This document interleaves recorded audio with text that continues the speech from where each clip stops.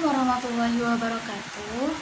Perkenalkan, nama saya Umayatus Sifa dari kelas 6 FPGSD Fakultas Keguruan dan Ilmu Pendidikan dari Universitas Muhammadiyah Tangerang. Saya ingin memenuhi tugas akhir semester dari mata kuliah micro teaching. Nah, di sini saya akan membahas tentang pelajaran tematik kelas 5 SD yang berjudul Organ Gerak Manusia dan Hewan. Di sini tujuan pembelajaran yang kita capai hari ini adalah yang pertama, melalui teks bacaan organ gerak, siswa dapat menemukan ide pokok atau gagasan utama dalam teks dengan benar. Yang kedua, setelah mengamati gambar alat gerak, siswa dapat menjelaskan alat gerak manusia dan hewan dengan benar. Nah, di sini cuplikannya, silakan menyaksikan. Selamat pagi anak-anak. Bagaimana kabarmu hari ini? Semoga kalian tetap sehat selalu. Nah, sebelum kita belajar, alangkah baiknya kita berdoa terlebih dahulu yang dipimpin oleh ketua kelas. Silakan. Nah, di sini Ibu akan mengabsen terlebih dahulu sebelum kita belajar. Ada yang tidak masuk hari ini? Oh, ada ya. Semoga yang sakit diberi kesehatan. Amin. Sudah siap semua? Nah, kalau sudah siap, biar tambah semangat, kita tepuk tangan semangat dulu yuk. Yuk, 1, 2, 3, tepuk semangat. Semangat.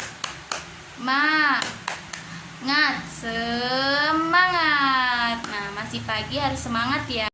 Nah, anak-anak, hari ini kita akan belajar subtema 1, pembelajaran 1, yaitu tentang paragraf utama dan organ gerak pada manusia dan hewan. Nah, di sini ada yang ingat tidak apa itu paragraf utama? Ada yang ingat tidak?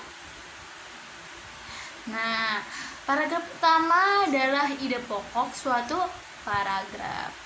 Nah, apabila paragraf utama atau ide pokok di awal kalimat itu disebut dengan paragraf deduktif, dan apabila paragraf utama atau ide pokok di akhir disebut induktif. Jadi kita ingatkan, kalau di depan itu de, kalau di belakang itu in. Nah, oke, nah kalian bisa simak teks bacaan yang ada di halaman 44. Di situ ada organ gerak manusia dan hewan. Salah satu ciri makhluk hidup adalah bergerak. Secara umum, gerak dapat diartikan berpindah tempat atau perubahan posisi. Makhluk hidup akan bergerak apabila ada rangsangan yang mengenai sebagian atau seluruh bagian tubuhnya. Dari sini, dari teks tersebut, manakah ide pokok? Ada yang tahu? Ya, benar. Yang salah satu ciri makhluk hidup bergerak sebagai paragraf deduktif. Nah, gerak pada manusia dan hewan menggunakan organ gerak yang tersusun dalam sistem gerak. Nah, sistem gerak manusia itu apa aja? Yaitu ada tulang dan otot. Nah, tulang itu disebut sebagai gerak pasif karena tidak bisa bergerak dengan sendirinya. Sedangkan otot disebut dengan gerak aktif karena dapat menggerakkan tulang. Nah, di sini ada tulang berfungsi sebagai yang pertama, tempat melekatnya otot. Yang kedua, melindungi organ dalam manusia. Yang ketiga, sebagai pembentuk tubuh. pada tempat pembentukan sel darah merah. Sudah mengerti? Untuk tulang berfungsi dan sistem gerak. Oke, kalau sudah mengerti lanjut. Fungsi otot atau daging. Yang pertama, dapat menggerakkan tulang otot. Dengan adanya tulang, kita bisa menggerakkan tangan kita ke kanan, ke kiri, ke atas, ke bawah. Yang kedua, mempertahankan postur tubuh kita. Ini bisa membentuk postur dengan postur tubuh kita, yaitu bisa berdiri, bisa berjalan, dan lain-lainnya. Yang ketiga, ada mengatur saluran dalam sistem tubuh. Yang keempat, ada mengatur suhu tubuh. Nah, di sini juga ada otot tersusun dari sel-sel otot. Yang pertama ini ada inti sel yang paling awal. Nah, inti sel ini membentuk serabut otot dan mengumpulkan serabut otot tersebut menjadi otot atau daging. Itulah organ gerak pada manusia. Kalian paham semuanya? Organ gerak manusia, sistem geraknya digerakkan oleh tulang dan otot. Organ gerak pada hewan. Nah, hewan ini dibagi menjadi dua. Yang pertama, hewan vertebrata, yaitu yang mempunyai tulang belakang. Nah, contohnya itu seperti sapi. Sapi itu kan termasuk hewan mamalia.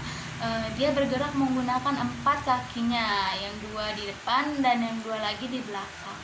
Dan yang kedua ada kelinci. Kelinci ini hewan mamalia, bergerak dengan menggunakan 2 kaki depan yang pendek dan 2 kaki belakang yang panjang untuk melompat.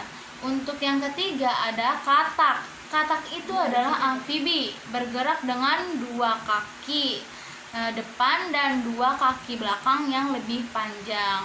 Yang keempat itu ada ikan atau pisces, bergerak menggunakan sirip dan ekornya dan bernafas melalui insang. Yang kelima ada ular atau reptil.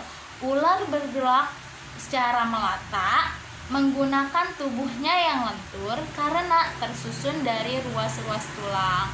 Nah, yang selanjutnya ada hewan vertebrata. Sebaliknya dari vertebrata, yaitu hewan yang tidak mempunyai tulang belakang. Contohnya seperti kupu-kupu. Kupu-kupu bergerak dengan sayapnya yang tipis, namun menempel kuat di tubuhnya. Dan yang kedua ada ubur-ubur. Ubur-ubur ini bergerak menggunakan tentakelnya yang berada di dekat mulutnya. Yang ketiga ada siput. Siput ini disebut dengan hewan moluska, bergerak dengan otot-otot tubuhnya yang lunak dan berlendir dan dapat memudahkan untuk berjalan. Kalian mengerti semua untuk vertebrata dan avertebrata? Kalau ada yang belum mengerti bisa ditanyakan. Iya. Nah, untuk pengerjaan hari ini kalian buka halaman 47, kalian kerjakan dan kumpulkan. Demikianlah materi hari ini. Yang dapat kita simpulkan hari ini adalah yang pertama ada gagasan utama atau ide pokok adalah inti pembahasan suatu paragraf. Yang kedua ada alat gerak manusia dan hewan adalah tulang dan otot. Nah, demikianlah pelajaran hari ini. Mari kita tutup dengan membaca hamdalah. Alhamdulillahirrahmanirrahim. Wabillahi taufiq wal hidayah. Wassalamualaikum warahmatullahi wabarakatuh.